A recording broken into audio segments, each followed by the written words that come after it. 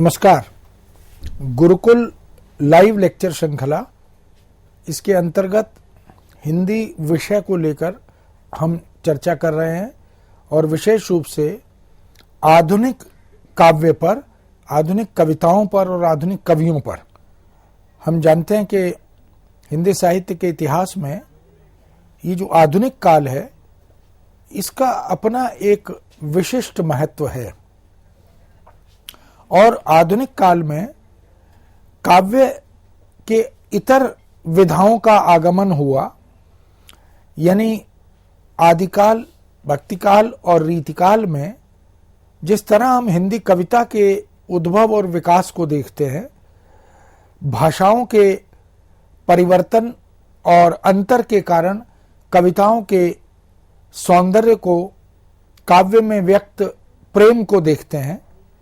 और हम जानते हैं कि इन तीनों युगों में, आदिकाल, भक्तिकाल और रीतिकाल में, प्रेम और सौंदर्य की कविताएं लगातार लिखी जाती रही हैं। वही प्रेम और सौंदर्य जब आधुनिक युग में अभिव्यक्ति का सशक्त माध्यम बनता है, कवि के लिए विषय वस्तु के आधार पर भले ही किसी भी संदर्भ को, स्थिति को, घटना को, क्षेत्र को लेकर कवि की अनुभूतियां जब प्रबल हो जाती हैं, उद्दीप्त हो जाती हैं, तो वह अभिव्यक्ति बनकर जब हमारे समक्ष प्रस्तुत होती है, तो उसमें प्रेम, जिसके अनेक आयाम हैं, वह प्रेम व्यक्ति निष्ठ प्रेम भी है, मनुष्य के प्रति प्रेम, प्रेम और प्रेम का संबंध प्रेमी और प्रेमिका के संदर्भ में भी है, और यह प्रेम राष्ट्र से भी है, यह प्रेम प्रकृति से भी है, यह प्रेम जीव जंतुओं से और प्राकृतिक उपादानों से भी है। तो प्रेम के आयाम बहुत व्यापक हैं, विस्तृत हैं। और ठीक उसी तरह सौंदर्य की बात जब हम करें, चर्चा हम करें, तो सौंदर्य के आयाम भी अनेक हैं। सुंदरता दृष्टि सापेक्ष भी है और वस्तु सापेक्ष भी है, इसलिए समय सापेक्ष भी है।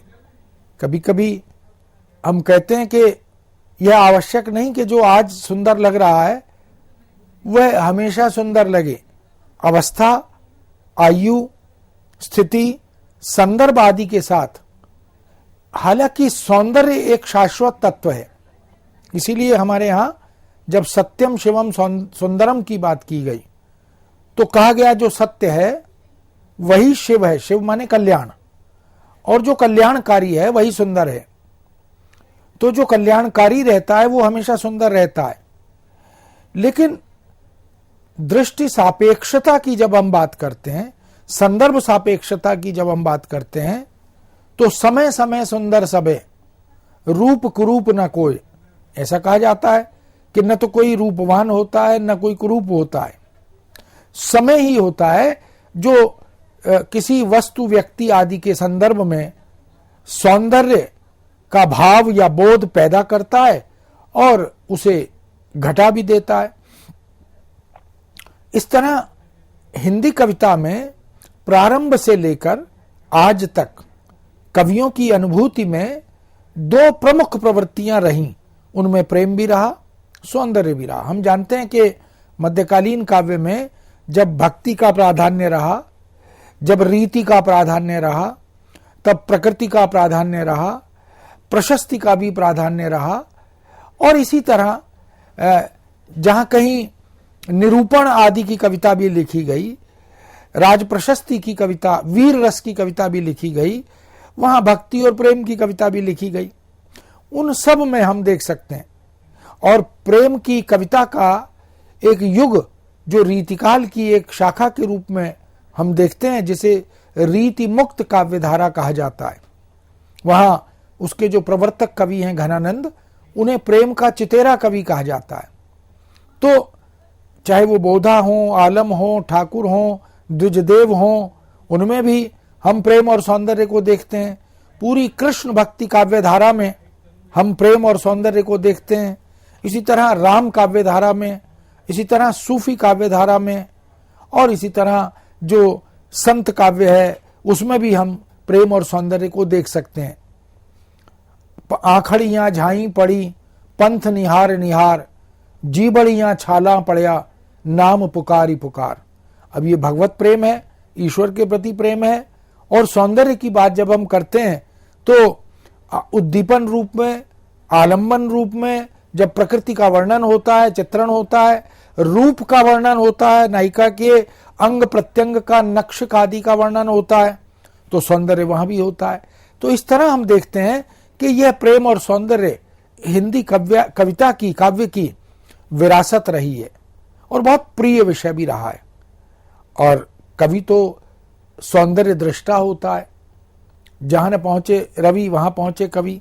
इसलिए ये प्रेम जैसा सात्विक भाव और सौंदर्य जैसी सात्विक भावना, यह जिस कवि के काव्य में, जिस कवि के हृदय में, संवेदना में विद्यमान होती है, वही विराट कवि होता है।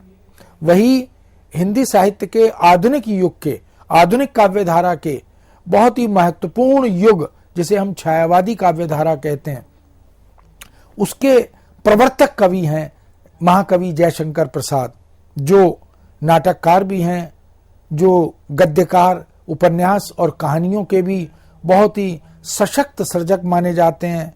और कविता में तो उन्होंने जो मानक स्थापित किए, जो आदर्श स्थापित किए, कामायनी जैसा विश्व स्तरीय महाकाव्य हमें हिंदी जगत को, साहित्य जगत को प्रदान किया, वह उन्हें विलक्षण कवि बनाता है।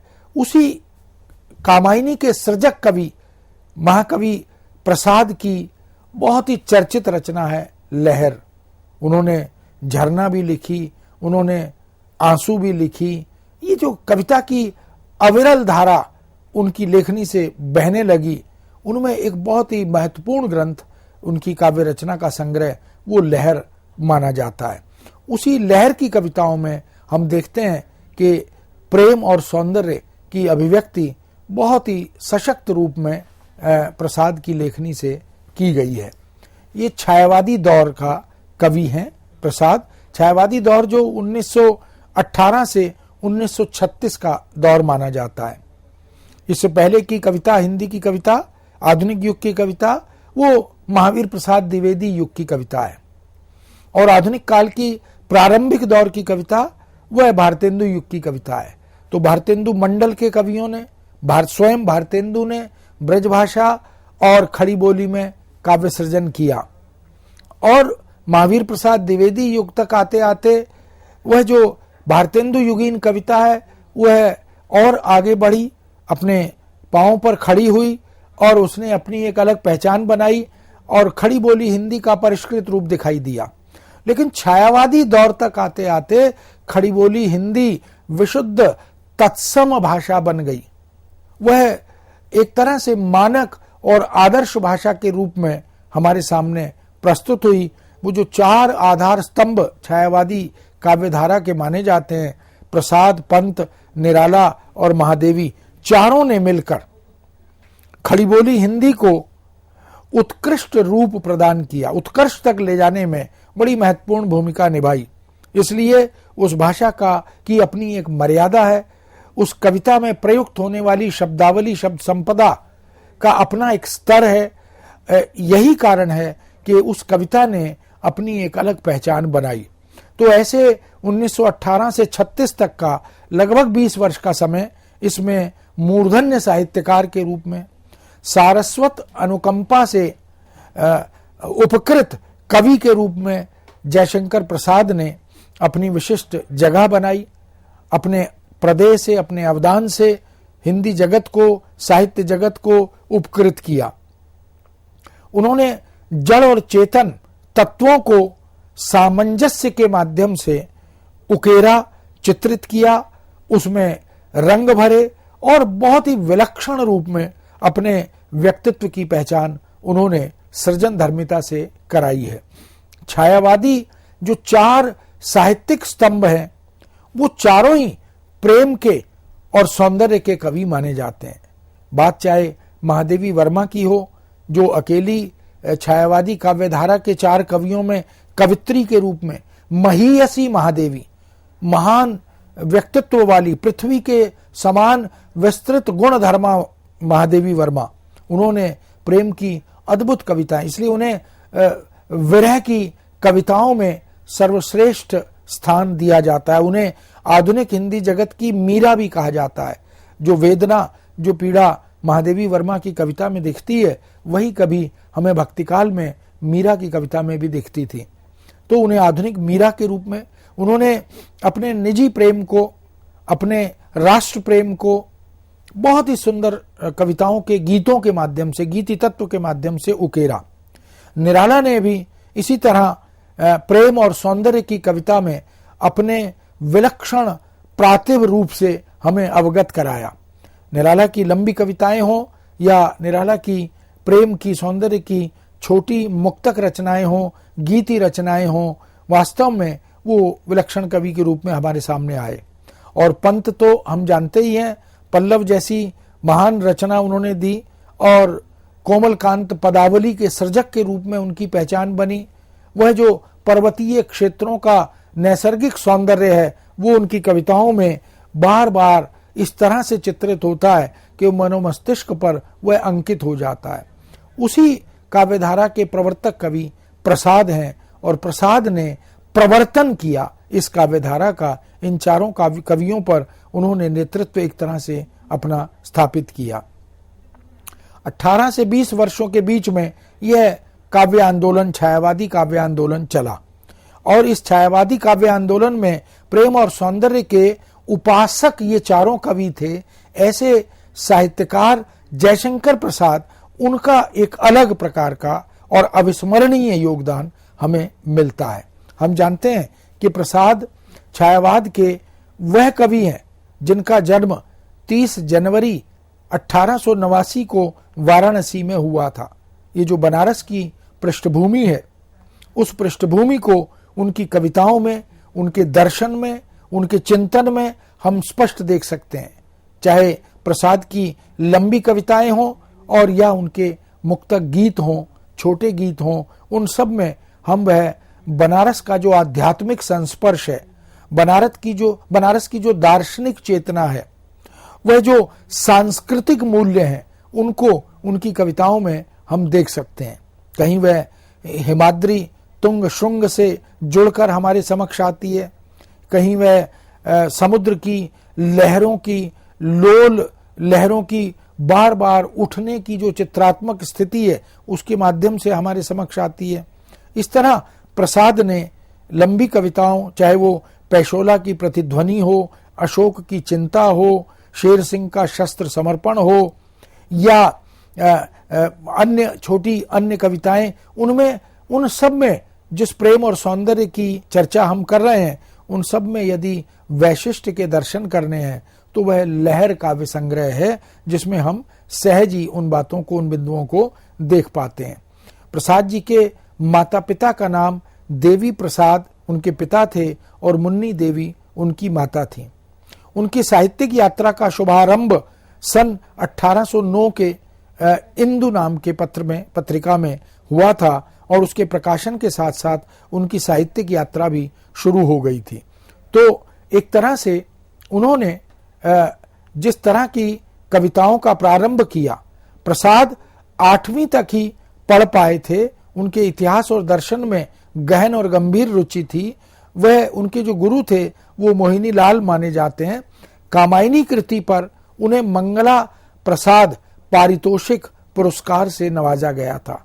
कामायनी एक वैश्विक स्तरीय महाकाव्य है जिसमें प्रसाद ने देव जाति के विलय से, उनके अंतिम छोर से फिर से उनके उदय की बात की है। चिंता से आनंद तक की पूरी विकास यात्रा जो मनु के माध्यम से वो हमारे समक्ष रखते हैं, वह पूरी एक दार्शनिक रचना भी है, सौंदर्य परक रचना भी है और आध्यात्मिक रचना भी है, और हम उसको मानव इतिहास की एक बड़ी सशक्त रचना के रूप में देख पाते हैं।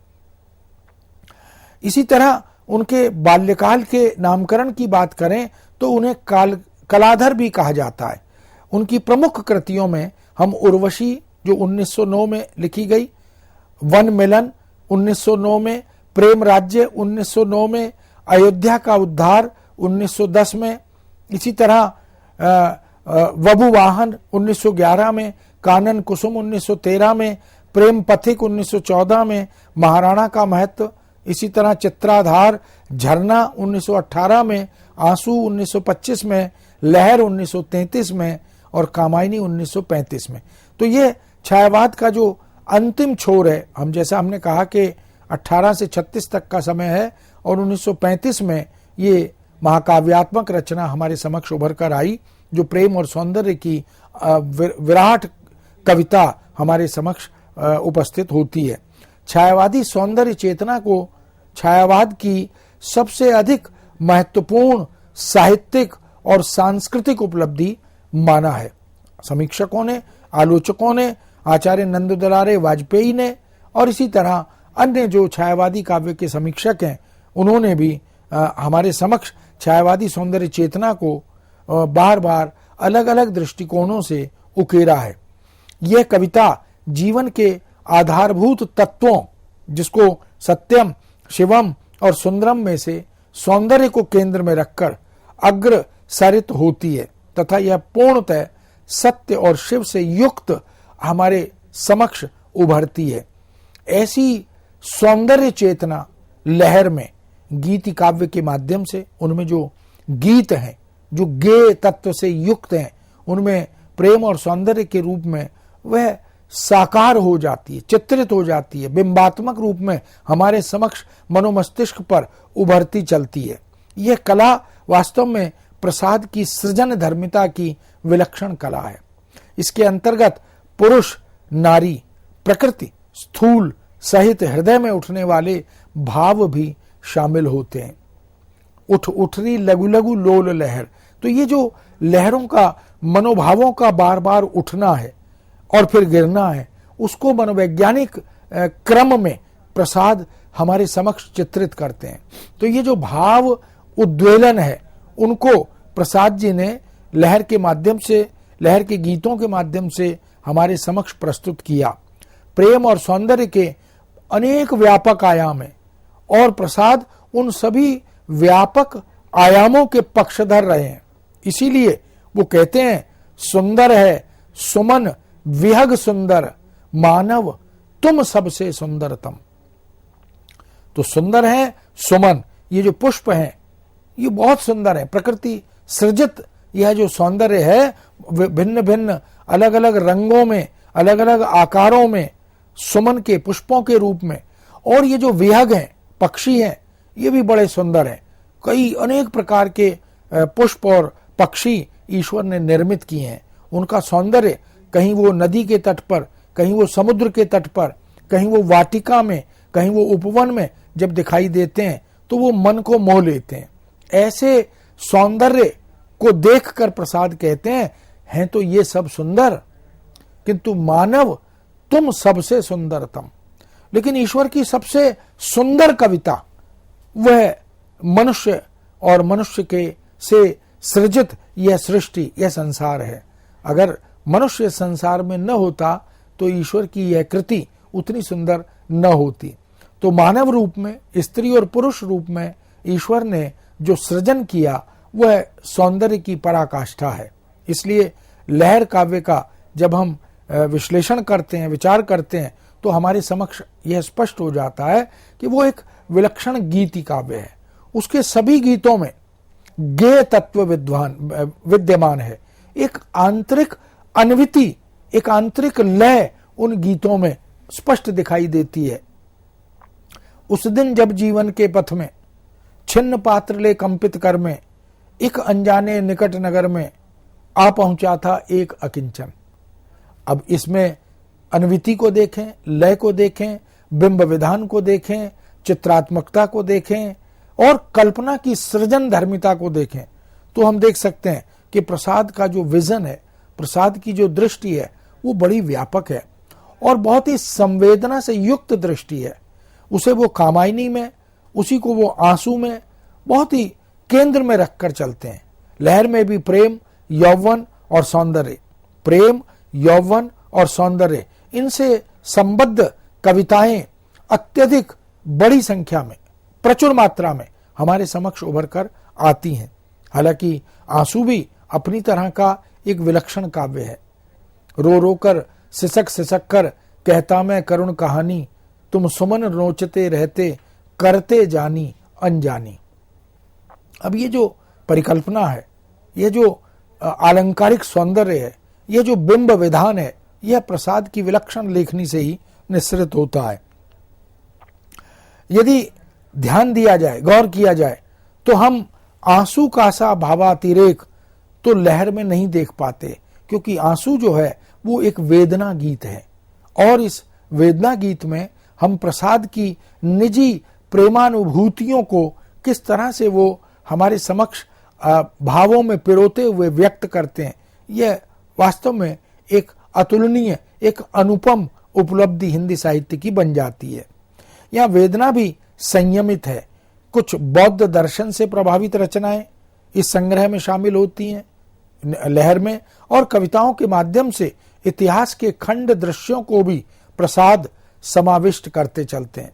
हम जानते हैं कि प्रसाद भारतीय सांस्कृतिक धरोहर के प्रति बहुत जागरूक हैं, बहुत नतमस्तक हैं।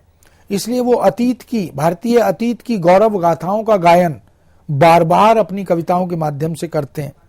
तो उस विरासत के प्रति प्रेम और उस विरासत के सौंदर्य की अभिव्यक्ति वह भी वो करते हैं। कहीं समुद्र की, कहीं पर्वतों की, कहीं झरनों की, कहीं वृक्ष आदि लताओं की, इन सब के साथ साथ वो जो अपनी विशिष्ट सूक्ष्म सौंदर्य दृष्टि का चयन करते हैं, वो वास्तव में एक उपलब्धि है। लहर से कवि का तात्पर्य आनंद की लहर से भी है। ये पूरा मनोभावों की मनोविश्लेषणात्मक अभिव्यक्ति हम लहर की कविताओं में देखते हैं। वह ये जो लहरों से प्रकट होने वाला आनंद है, वह वैयक्तिक भी है और वह सार्वभौमिक, सार्वजनीन भी है। कुछ देर के लिए ही सही, लहर हमारे जीवन को सरसता प्रदान करती है। यद्यपि उसमें नीरसता की रेखाएं भी कम नहीं उभरती। कभी कभी लहरों का वह उदास रूप कवि को विकल करता है, इसलिए वो बार बार आह्वान करते हैं, उठ उठ गिर गिर फिर आती, नर्तित पद चिन्ह बन जाती, सिकता की रेखाएं उभार भर जाती अपनी तरल सिहर। ये जो अतीत की स्मृतियां हैं, वह जो वेदना का अतिरेक है, उसको कवि कविता के माध्यम से अनुभूत करता है और अपने पाठक समुदाय के समक्ष उसे प्रस्तुत करता चलता है। इसलिए प्रेम और सौंदर्य सहित लहर गीति काव्य में संकलित प्रलय की छाया, ये जो इस तरह की लंबी कविताएं हैं, इन कविताओं में भारतीय इतिहास का, अतीत के गौरव गाथाओं का, उनके खंड दृश्यों के माध्यम से जो दृष्टि और दर्शन का बोध है प्रसाद का, हम उसे देख सकते हैं। इसलिए प्रसाद ने यह जो चिंता व्यक्त की है कि भारत कितना विराट देश रहा है, कितना महान आध्यात्मिक उपलब्धियों और दार्शनिक विरासत का देश रहा है, उस देश में ये जो स्थितियां हैं, ये चिंता की स्थितियां बन जाती हैं। प्रसाद मूलतः प्रेम और सौंदर्य के कवि माने ही जाते हैं। उनकी सौंदर्य चेतना की जब हम बात करते हैं, उनके प्रकृति प्रेम की बात हम करते हैं, उनकी कविताओं में मानव प्रेम की बात जब हम करते हैं, तो हम देख सकते हैं यह प्रेम उनके नाटकों में भी पात्रों में परस्पर दिखाई देता है। उनकी औपन्यासिक और कथात्मक रचनाओं में भी हम इस प्रकार के प्रेम की सात्विक भावनाओं का अभिव्यंजना रूप में दर्शन कर पाते हैं। इसलिए लहर में जिस भव्य काव्य चेतना और शैली का प्रवर्तन कवि करते हैं, जयशंकर प्रसाद करते हैं, वह वास्तव में कोमल कांत भावनाओं एवं रूप शैलियों का ही प्रतिरूप बनकर हमारे समक्ष आता है। इसलिए लहर की कविताओं के अंतर्गत कवि प्रसाद प्रेम की मादक अनुभूतियों का ही मनोहारी चित्रण हमारे समक्ष प्रस्तुत करते चलते हैं। ये प्रेम का जो मद है, प्रेम का जो नशा है, उसकी जो अनुभूतियां हैं वह मनोहारी हैं, मन को हर लेती हैं, चित्त को हर लेती हैं। इसीलिए आहरे वह अधीर यौवन।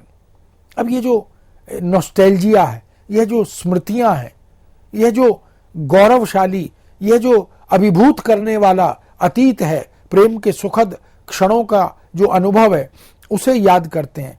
आहरे वह अधीर यौवन, मत मारुत पर चढ़ उद्भ्रांत, बरसने ज्यो मदिरा अश्रांत, सिंधु बेलासी धन मंडल, अखिल किरणों को ढक कर चली, भावना के निस्सीम गगन, बुद्धि चपला का क्षण नर्तन, चूमने को अपना जीवन चला था वह अधीर यौवन, आहरे वह अधीर यौवन। इस तरह हम प्रसाद की कविताओं में वह जो सुकुमारता है, वह जो नाजुकता है, वह जो हृदय की संस्पर्श करने वाली अनुभूतियां हैं, उनको प्रेम और सौंदर्य के संदर्भ में देख पाते हैं। वास्तव में प्रसाद हिंदी साहित्य में प्रेम और सौंदर्य के विरले कवि के रूप में हमारे सामने आते हैं। उनकी समस्त कविताओं में, गद्य रचनाओं में, नाट्य रचनाओं में हम इस मूल भावना को, इस मूल प्रवृत्ति को बार बार अभिभूत करने की मुद्रा में देख पाते हैं, समझ पाते हैं, उसका आनंद ले पाते हैं। तो आज इस विषय को अभी यहीं विराम देते हैं, फिर इस पर आगे चर्चा जारी रखेंगे। आज्ञा दीजिए। नमस्कार।